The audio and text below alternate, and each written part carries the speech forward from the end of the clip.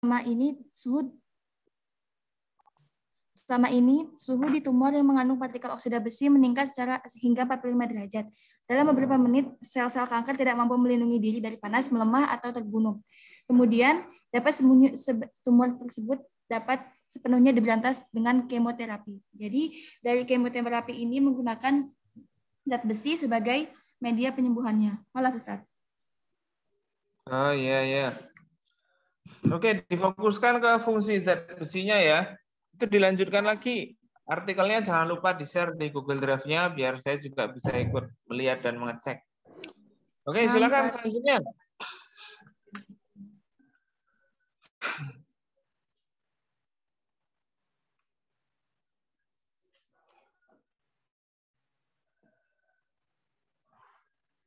Oke, tadi Nike Vita Faizah. Oke, saya absen dulu.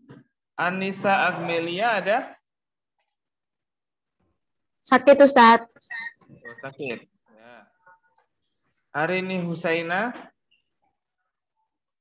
Hadirah, Ustaz. Ya. Devi Nur Suryanita? Ada? Fairiza? Hadirah, ada? Ustaz. Oh ya. Hadirah, Ustaz. Ya, Hanifah Ramadhani? Hadirah, Ustaz. Ini. Khairunisa Larasati? Hadirah, Ustaz. Ya. Laili? Hadirah, Ustaz. Oh ya. Oke, sudah. Nurul Aulia? Sakit, Nurul Ustaz. Aulia dulu. Ada? Sakit? Ada apa sakit? Sakit, Ustaz. Sakit. Putri Anggia? Ada? Putri Anggia? Tidak ada? Rosa Fairoza?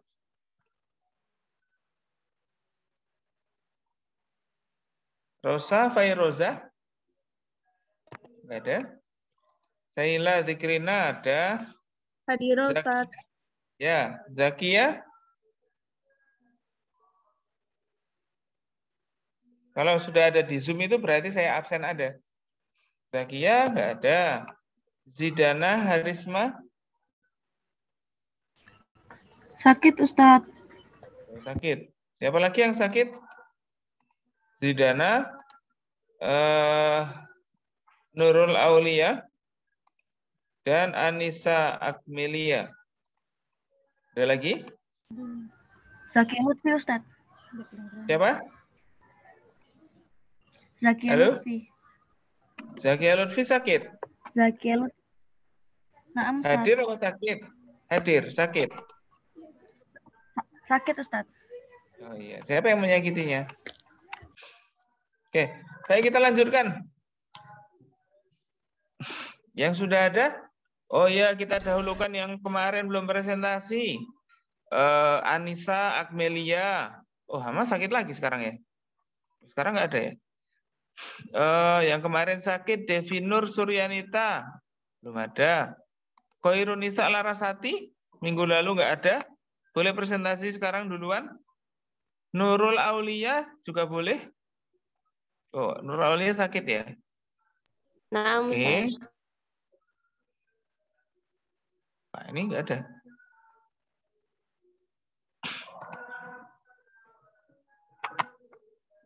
Oke, silakan. Yang ada bisa menyampaikan.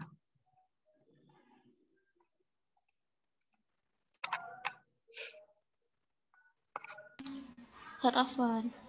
Ya. Ana Hari ini ya, menyampaikan. silakan.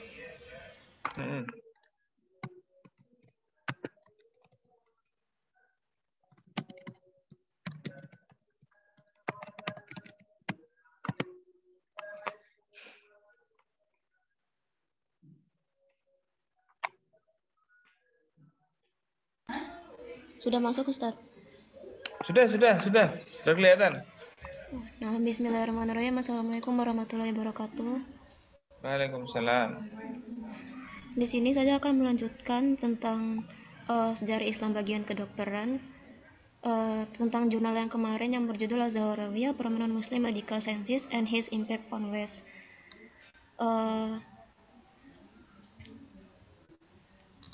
Di sini dijelaskan bahwa Az-Zahrawi membahas dalam kitabnya Tasrif tentang anatomi tubuh manusia dalam 2 risalah pertama. Sadar akan pentingnya ilmu anatomi, dia berhasil untuk menjadi ahli bedah. Beliau juga mencakup bab tentang pengakuan medis umum dalam istilah dan klasifikasinya seperti perbaikan, patologi, prognosis, dan diagnosis. Perlu mengetahui situasi umum pasien dan riwayat pribadinya. Selain itu, penulis telah mengklasifikasi bahwa kebiasaan dan mentalitas alami manusia memainkan peran penting dalam pembentukan kepribadiannya. Nah, di sini juga dijelaskan bahwa sisa dari bagian buku, risalah ke-28, 29, dan 30 layak mendapatkan perhatian khusus. Risalah ke-28 sangat terkait dengan farmasi. Signifikasi mereka terletak pada ilustrasi potongan farmasi daripada sebagai ornamen manuskrip. Risalah ke-28 ini secara signifikan di Eropa dengan judul Latin Liber Servitor yang terutama berhubungan dengan penelitian dan proses pembuatan produk dan ekstrak dari tumbuhan, mineral, dan hewan. Teknik-teknik farmasi untuk pembuatan meja, tablet hisap, proses, sirup, dan lain-lain juga dibahas dalamnya. Demikian pula risalah ke-29 juga memiliki makna sejarah yang besar. Pada sinonim obat dalam beberapa bahasa yaitu Arab, Yunani, Syria, Latin, dan Spanyol diatur dalam urutan abjad. Kemudian risalah ke-30 dari buku yang terdiri dari 3 bab. Pertama, bagian yang berisi 56 bab membahas secara rinci aspek yang berbeda dari kauterisasi, misalnya mendiskusikan tentang kauterisasi fistula di sudut dalam mata dan juga kauter perut dan alat serta teknik yang digunakan di dalamnya. Bagian kedua terdiri dari 93 bab membahas tentang hal-hal yang berkaitan dengan sayatan, perforasi, luka, penyembuhan, pertumpahan darah, bekam basah dan kering, sedangkan bagian ketiga dikhususkan untuk membahas tentang fraktur dan diskolasi sendi termasuk fraktur panggul, tulang pengaturan, memar sendi. Untuk itu digunakan perban dan perban medis. Nah, beliau juga terkenal karena At-Tasrif yang berpangkat tinggi memperkenalkannya koleksi terkemuka lebih dari 200 instrumen bedah. Beberapa di antaranya telah dirancang oleh penulis dan mengembangkan dirinya. Kholas, Ustaz. Ya. Jadi itu tolong yang ada footnote-footnote-nya itu bisa diberi penjelasan ya, seperti teman kita kapan itu menjelaskan itu waktu pekan lalu gitu ya. Nah, itu Ustaz. Ditambahkan seperti itu. Nanti biar kita baca bareng-bareng dan bisa dilihat bareng-bareng. Oke, ini siapa tadi namanya? Khairunisa ya? Arini, oh iya, Ustaz. Arini. Oke. Syukran. Silakan dilanjutkan yang lain.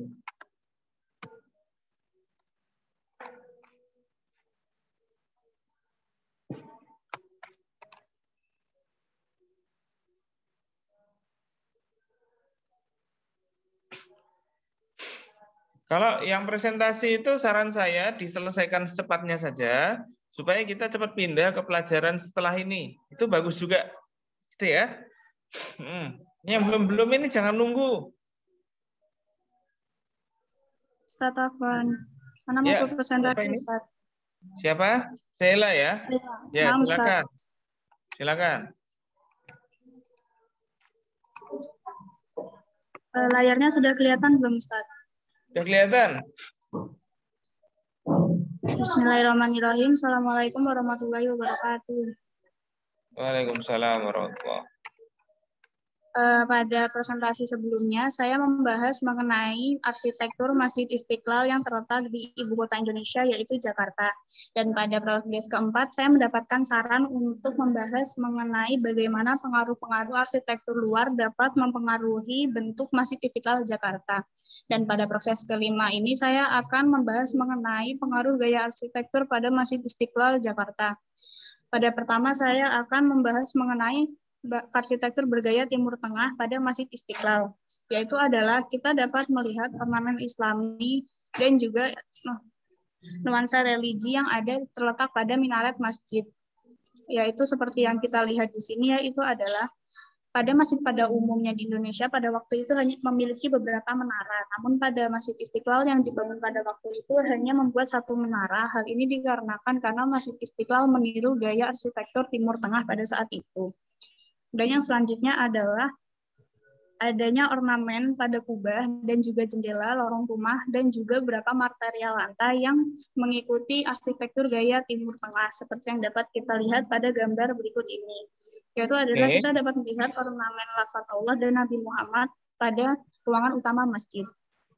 Dan yang selanjutnya adalah foto air mancur masjid yang mengikuti arsitektur gaya Timur Tengah dengan adanya kolam dengan mozaik keramik kecil-kecil bermotif lengkap dengan nat yang diwarnai, seperti yang kita lihat dalam tempat ini. Dan yang terakhir adalah arsitektur bergaya Eropa modern pada Masjid Istiqlal. Pada Masjid Istiqlal, dia memiliki arsitektur bergaya Eropa modern. Hal ini dapat dibuktikan dengan desain Eropa modern yang begitu minimalis, seperti yang kita lihat pada sketsa gambar yang akan menjadi rancangan Masjid Istiqlal pada saat ini, yang dapat kita lihat seperti pada gambar tersebut, yaitu adalah desain minimalis yang mengikuti Eropa modern. Jadi pada ini saya akan menyimpulkan bahwa Masjid Istiqlal adalah masjid yang memiliki perpaduan arsitektur antara Timur Tengah dengan Eropa modern. Olah Ustaz. Oke, terima kasih.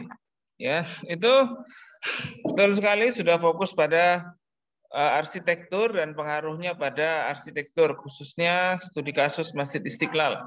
Nah, nanti dicari lagi ya unsur-unsurnya yang lebih mendalam. Misalnya seperti yang kemarin itu loh, kalau nggak salah kapan pekan lalu kita offline di sana, itu antum jelaskan panjangnya itu berhubungan dengan apa dan lain sebagainya. Itu banyak detail seperti itu yang pengen diketahui orang.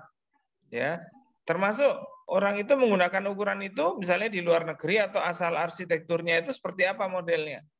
Jadi ternyata sudah ada ide-ide sebelum Masjid Istiqlal itu yang menggunakan ukuran atau jumlah atau ya nominal yang melambangkan angka suatu peristiwa penting misalnya begitu. Ya. Gitu ya kira-kira ya.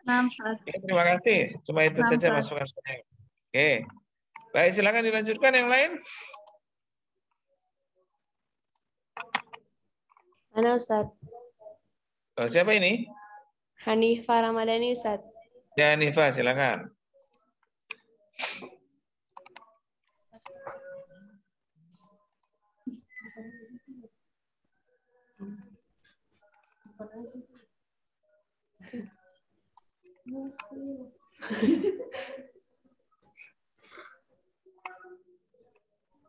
Udah kelihatan?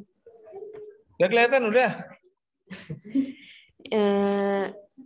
Ukuran perkiraan lainnya adalah hari lintasan yang panjangnya berbeda, yaitu lintasan kecil sama dengan 18-22 mil, yang itu yang biasa, yang sedang 23-25 mil, dan yang besar 30-36 mil. Bagian telah meningkat tak terkira, melengkungnya menanjung ekstrim ke arah Sisilia karena pendekatan ini ke Teluk Napoli. Teluk Napoli adalah sebuah teluk yang terletak di sepanjang pantai barat daya dari Italia, Provinsi Napoli, wilayah Campania. Provinsi lain jauh lebih rusak, hampir membentang Piemonte. Piemonte adalah sebuah region daerah atau wilayah di barat laut Italia, luasnya 25.400 km dan populasinya sekitar 43 juta. Ibu kotanya berada di Torino. Mengurangi Lombardi dan Venesia, memindahkan provinsi setengah Abruzzi. Nah, Abruzzi adalah sebuah region di sebelah selatan Italia sebagai tengah dan sebelumnya adalah bagian dari region Abruzzi e Molise. Kemudian itu menghilang. Jurang dan Tanjung dibuat lebih sensitif, termasuk bagian utara Semenanjung Lahir dan ditempatkan hampir sejajar dengan Katulistiwa, posisi yang diberikan oleh makalah Ptolemeus jarang terjadi.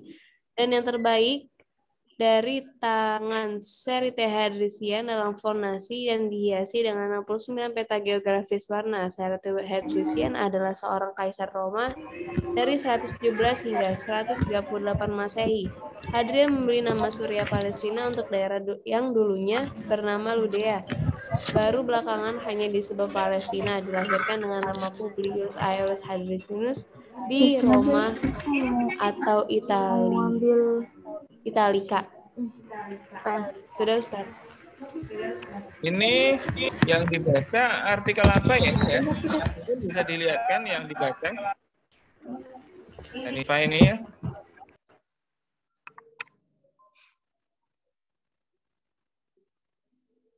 Waduh, kok Wikipedia makanya. Nah, ya itu loh. Nah, itu betul ya. Nah, itu antum baca soal itu aja. Dilanjutkan aja. Ya. Jangan lupa yang ada di situ itu antum kasih penjelasan. Ya, seperti yang 2 minggu lalu kalau nggak salah antum tuliskan terus ada penjelasannya toh. Halo?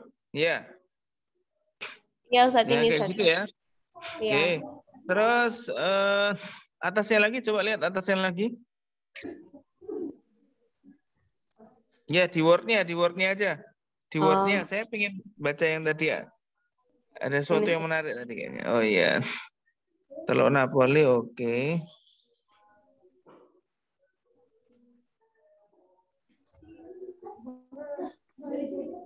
Apa namanya? Nah, itu pada P4 baris 25 itu P4 itu apa maksudnya? Halaman keempat gitu ya? Iya Ustaz. Oke. Oh, Al-Idrisi cerita tentang itu gitu. Iya Ustaz. Itu nanti namanya diganti Al-Idrisi aja ya, bukan Idrisi ya. Nanti disesuaikan lah gitu. Oke. Ya oke, terima kasih. Oke, silakan dilanjutkan. Ya. Yang lain?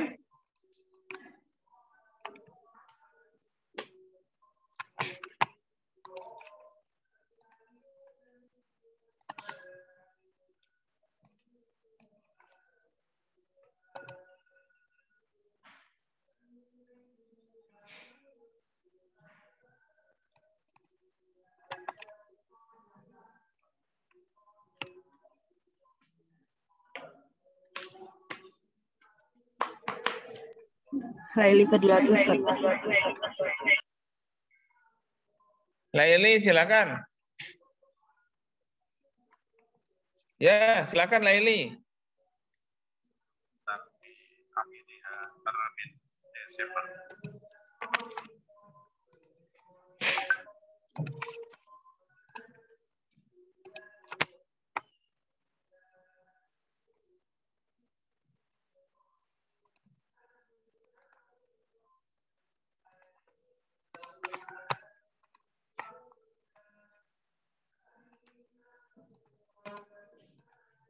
Ya, silakan.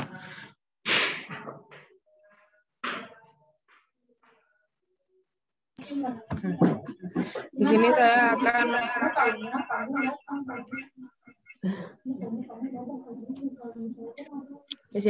akan membacakan kesimpulan dari tulisan George Saliba, Theory and Observation in Islamic Astronomy, the work of Ibnu Al-Shatir of Damascus. Model surya Ibnu Al-Shatir ini merupakan satu-satunya model yang dirancang oleh para astronom maragah yang dapat terbukti dan termotivasi oleh perhatian yang tulus untuk data observasi. Dan itu tampaknya telah dibangun khusus untuk tujuan itu. Jika tidak, model Ptolemeus dalam bentuknya dan yang eksentrik atau episiklik yang sederhana tidak akan secara fisiologis tidak dapat diterima oleh Ibnu Al-Shatir karena tidak dapat diterima oleh para pendahulunya dari Ibnu Al-Haytham ke Qut al-Din al-Shirazi. Jika perhatian terhadap observasi itu asli dan ada banyak alasan untuk mempercayainya, untuk sebaliknya motivasi untuk model surya tidak dapat dijelaskan, maka kita harus menyimpulkan bahwa pengamatan Ibnu Al-Shatir tentang cacat model bulan Ptolemeus disehubungkan dengan ukuran diameter bulan yang tampak pada kuadratur adalah sama termotivasi dan berperan penting dalam konstruksi model yang akhirnya dia adopsi di masa absurditas empiris seperti ukuran bulan di kuadratur adalah telah dikoreksi. Halo, Ustaz.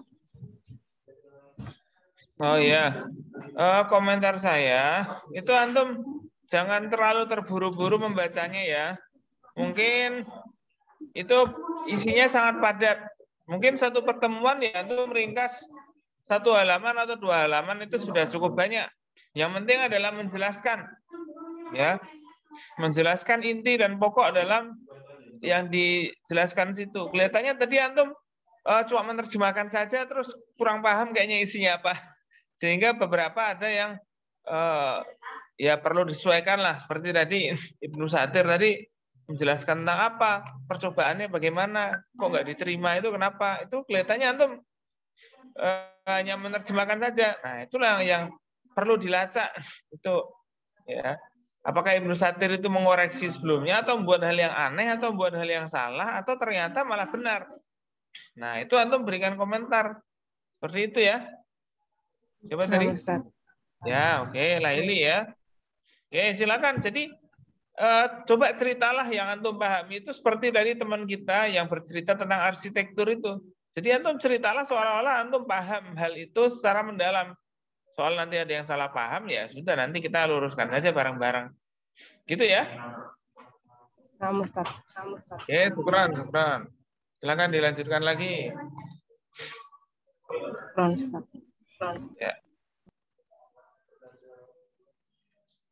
Oke, yang belum ada Anissa, ada Devinur, ada Fairiza, ada Khairunisa, Nurul Aulia, Putri, Rosa, Zakia, dan Zidana. Oh sakit ya.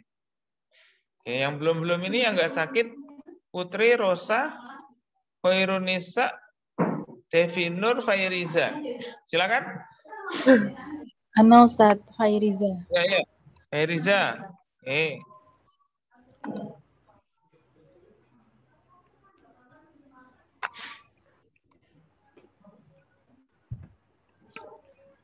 Di sini saya akan mempresentasikan tentang kesejahteraan hewan terkait penyembelihan dalam perspektif Islam.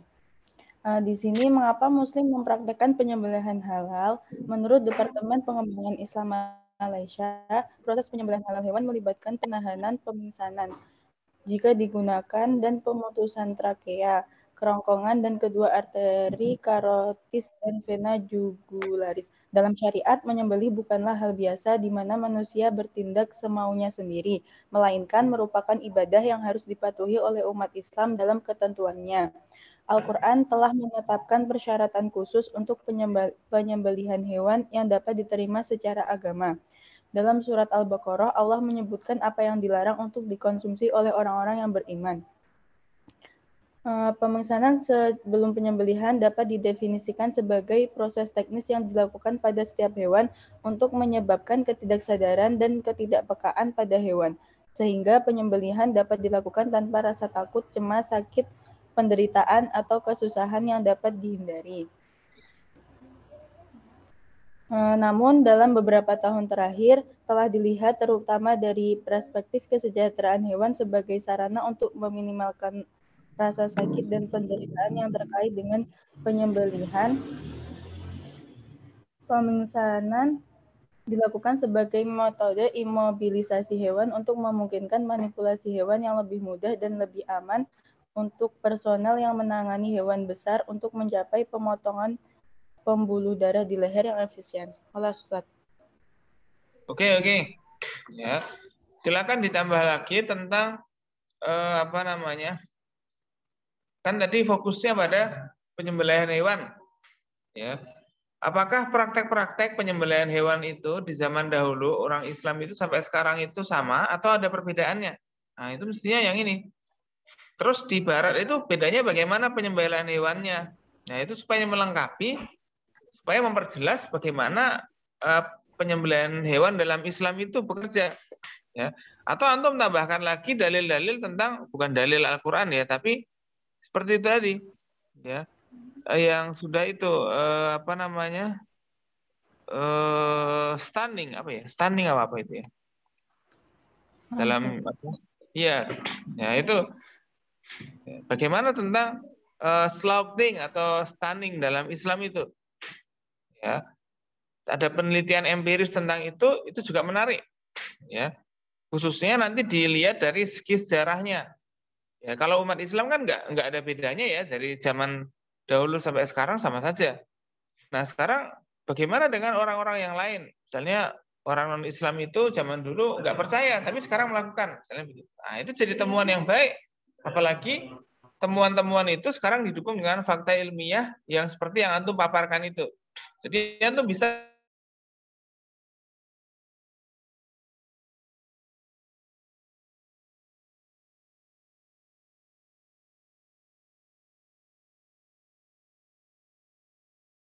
tentang Islam Muslim. Ya silakan antum bisa ya. Dan itu nanti antum nggak usah kalau betul gitu. Jadi antum silakan milih yang A atau yang B. Ya, dan nanti misalnya yang tidak antum pilih nanti akan kita jadikan rekomendasi untuk kakak kelas setelah antum nanti atau yang akan bahas setelah ini. Ya. Karena yang antum bahas setelah ini nanti tahun depan nanti ada di pelajaran yang sama itu akan saya minta juga tapi meneruskan yang sudah antum tulis. Karena kita targetnya 100 tahun pondok, kita akan menyumbangkan karya yang sudah kita susun ini hati-hati dan baik-baik ini untuk 100 tahun pondok. Ya, kayak gitu. Gitu ya. Oke, terima kasih. Berarti ini Fairiza sudah. Berarti masih 4 lagi ya. Ada Devi Nur. Hadir apa enggak ini Devi Nur? Atau ada yang tahu? Ada juga Khairunisa, tadi ada kayaknya Khairunisa. Ninis Larasati ini ada.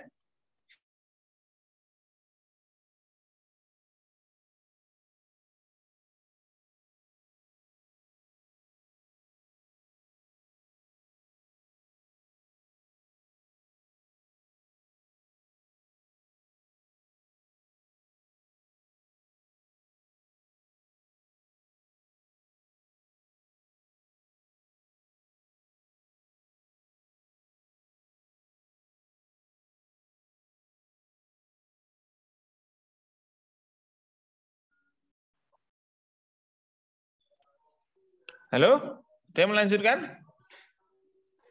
Silakan dilanjutkan. Tolong kasih tahu saya ada nggak orang-orang yang tadi itu loh. Oh iya, Khairunisa silakan. Ada berarti ya.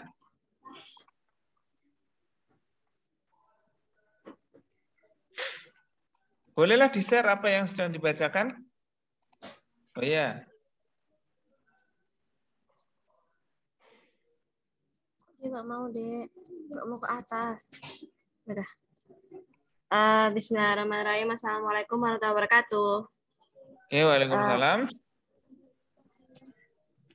Di sini saya akan mempresentasikan tentang Islamic Pharmacy in the Mamluk, Egypt, and Mongol Realms, teori dan praktis. Pada masa Mamluk atau Mesir atau pada masa bangsa Mongol, sirup adalah bentuk farmasi yang disukai oleh Miss Hadugem. Bukan itu sepenuhnya jelas mengapa ini terjadi. Tetapi dalam bab 2 ini dikhususkan untuk sirup mengambil 40 halaman dalam edisi 199.2. Terus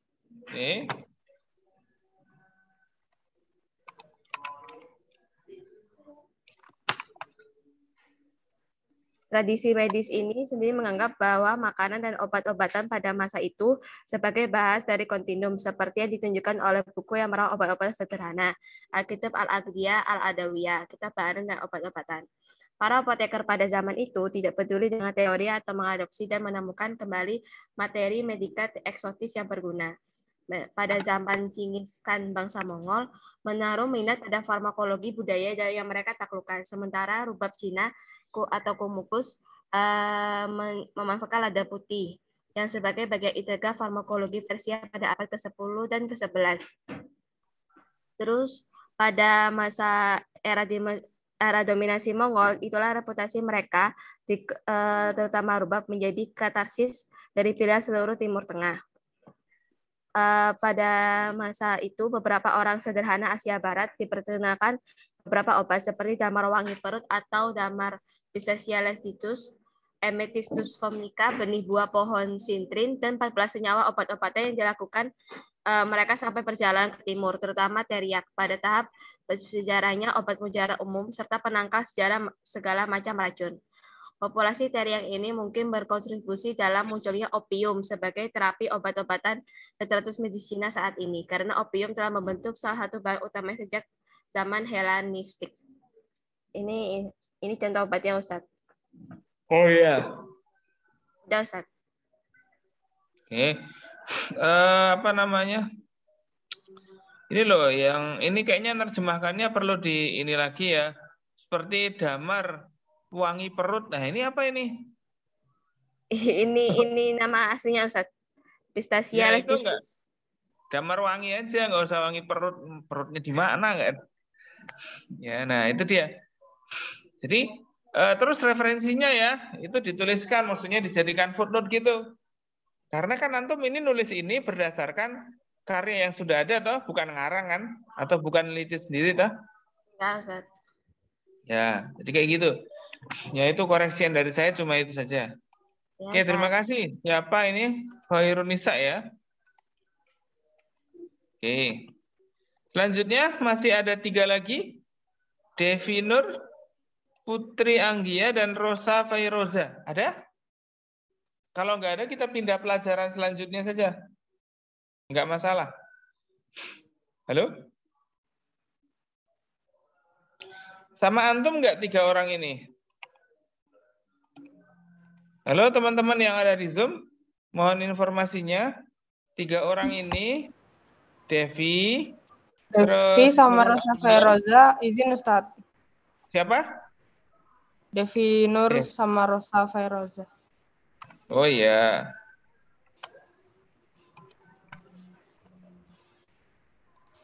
Terus kalau Putri Anggia? Nggak ada kabar? Halo? Putri Anggia? Belum tahu, Ustadz. Oke, belum tahu. Oke. Baik. Karena ini sudah habis, teman-teman ini juga masuk di kelas TI 6 kah? Maaf, Ustadz. Ya. Kalau mau mulai habis ini juga boleh, tapi silakan break dulu, akan saya mulai 10:30. Itu ya. Presentasinya kita mulai 10:30 nanti. Ada waktu untuk mempersiapkan.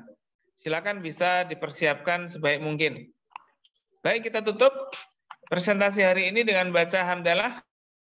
Alhamdulillahirrahmanirrahim. Ya, kok kedengarannya senang sekali itu.